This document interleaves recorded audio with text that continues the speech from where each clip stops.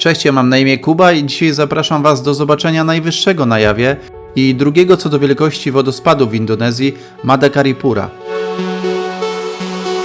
Wodospad Madakaripura znajduje się we wschodniej części wyspy, na popularnej trasie z Probolinggo do wulkanu Bromo.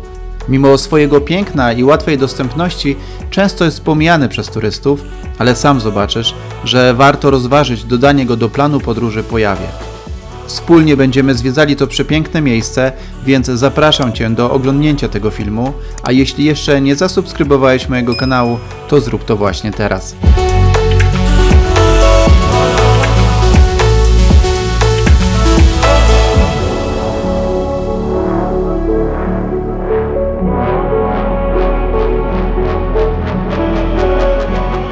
Pod wodospad podwiózł nas samochodem wynajęty kierowca, by po chwili przesiąść się na skutery, którymi lokalna firma przewiozła nas pod ścieżkę prowadzącą do wodospadu.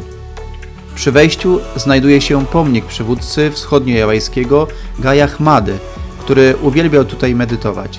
To właśnie przy wodospadzie Madakaripura osiągnął stan szczęśliwości nazywany nirwaną.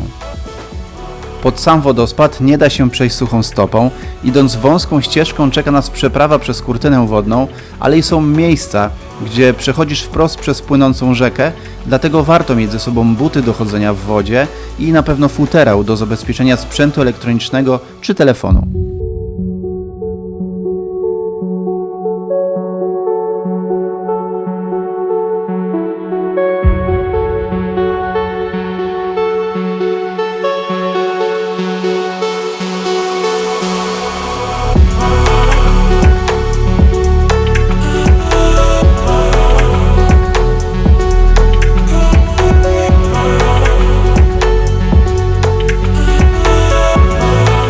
Bilet wstępu dla turystów kosztuje około 12 zł, a na teren wodospadu prowadzi Cię lokalny przewodnik, który też chętnie pomaga przy robieniu zdjęć pod samym wodospadem.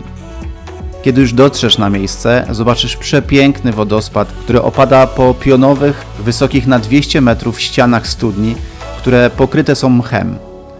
Legenda głosi, że zimne wody Madakaripury to eliksir życia, a kąpiel w tym miejscu jest swego rodzaju oczyszczeniem. Samo miejsce jest przepiękne, a że zabraliśmy ze sobą drona, mogliśmy w pełni podziwiać przepiękny widok wodospadu. Zresztą sami zobaczcie.